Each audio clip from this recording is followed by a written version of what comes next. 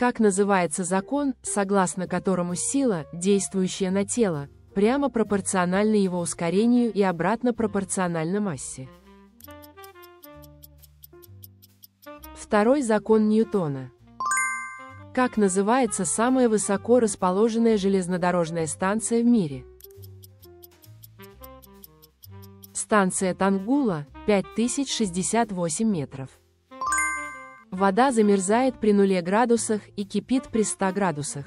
О какой температурной шкале идет речь? Шкала Цельсия. Какое событие стало первым в истории примером телевизионной прямой трансляции?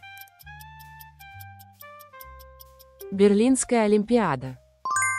Как называется вещество, находящееся в ядре клетки и хранящее генетическую информацию?